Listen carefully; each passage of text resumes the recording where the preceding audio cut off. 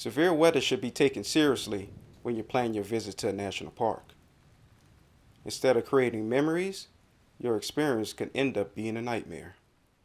Hello YouTube, my name is Jeff, and welcome to the Road March Project. Here on this channel we discuss the benefits of visiting national parks, the beauty of nature and the outdoors, and all other fun activities during your road trip.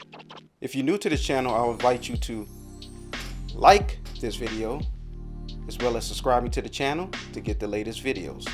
Back in August of 2023, the remnants of Hurricane Hilary dropped several inches of rain, causing widespread flooding, especially at Death Valley National Park, one of the driest areas on Earth. So the storm caused damage to the roads and even the dunes. This caused the entire to be closed, and the park was partially opened back up on October 15th.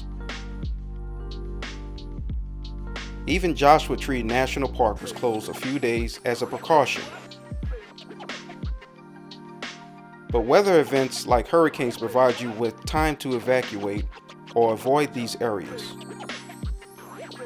When a snowstorm is approaching, the National Park Service will issue warnings and road closures that is inaccessible. But what if you're in the middle of a trail of a long strenuous hike and bad weather begins to move in? That's exactly what happened to some hikers that was scaling the Half Dome at Yosemite National Park back in September. Now, I have an article here from the San Francisco Chronicle, and I'm just going to read a little bit of it, okay? This was an incredible story. Kind of terrifying. It was kind of terrifying as well, so just bear with me for 1 second.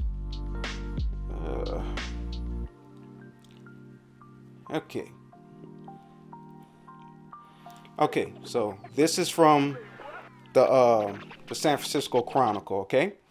Now, I'm just going to read a little bit. I'm going to skim through it, kind of. Okay. The day started off clear. Jordan Dean said he and his friends typically check out the weather before setting out for a hike, and he remembered seeing a low probability of rain Thursday morning as they set out to the summit of Half Dome. Now, the day started out clear. Okay.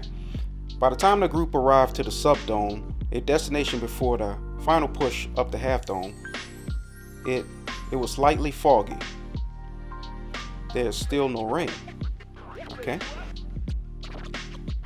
The climb holding onto the cables. They climbed holding onto the cables, and while it was sunny when they began to ascend, the storm was coming in and arriving at the top. Okay, so the terrifying experience lay ahead, though they didn't realize it. Okay. Alright. So let me just go through this. Alright, there's John, one of the friends. Okay, so let me just get to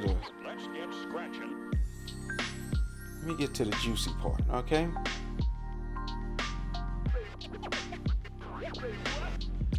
Okay.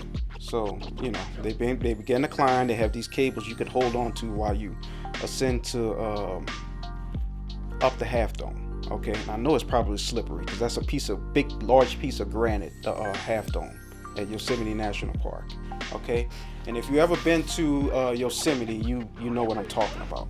Okay, I'm gonna put a picture up here so you know what I'm talking about. Okay, and okay. Dean's friends who was descending told via two-way radio that the cables were congested and there wasn't a lot of movement. So Dean, along with Van Dyke and others, decided to stay atop and wait it out. Ooh, that's terrifying. All right, Dean and the two friends headed down the cables. They heard a scream. The pair could see what was going on, but they learned a woman had fallen. Oh my God. Alright, Dean said the woman fell down the north side of the mountain, hitting a rock ledge, which stopped her. The other hikers told Dean.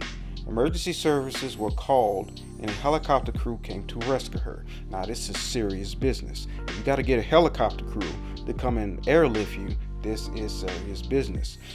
This is why you have to pay attention to the weather.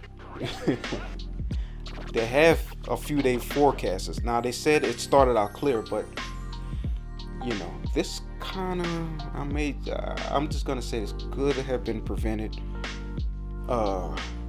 because they said the day started out clear. Maybe they was gonna go up for a few hours and come back, but things went terribly wrong, as you can see. Okay.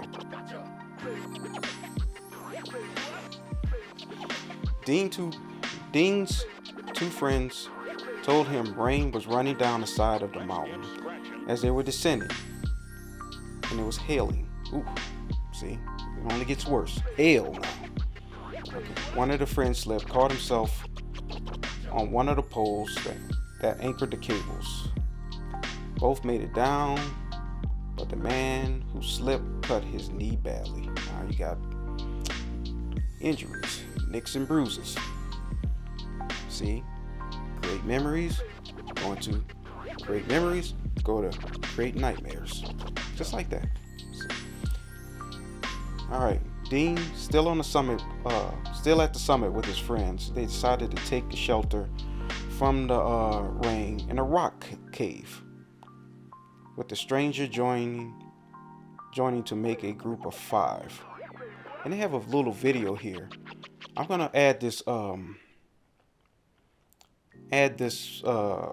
link to this article, and it's like a video right here that shows them cramped up in the cave, and thankfully the cave was there. Okay, let me get to this part. Okay, it felt like the high voltage or something like that punched me in the knee. Okay, the lightning went from one of the rocks to Dean's knee. Everything is getting worse. It's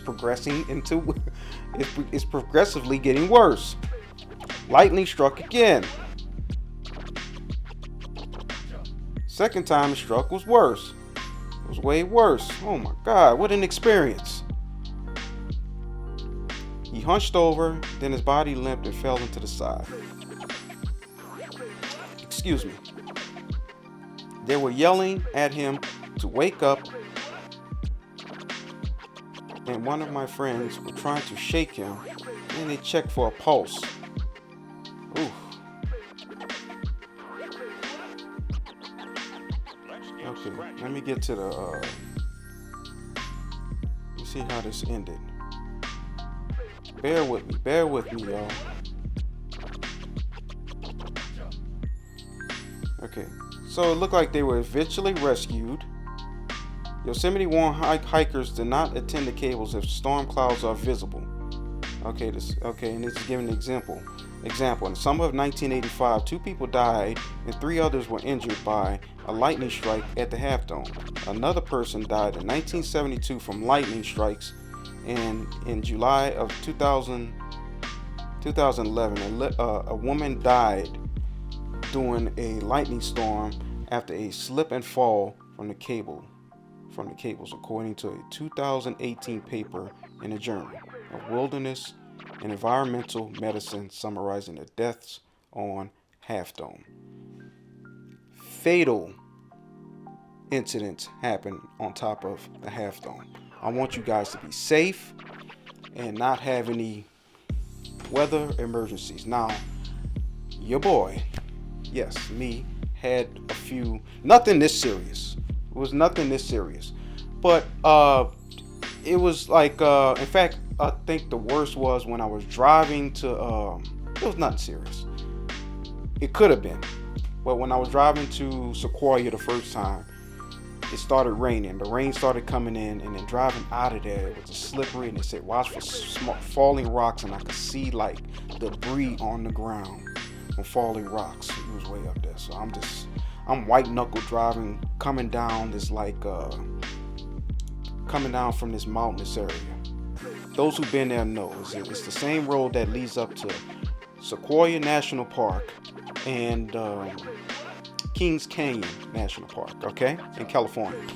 So yeah, that's, but nothing serious.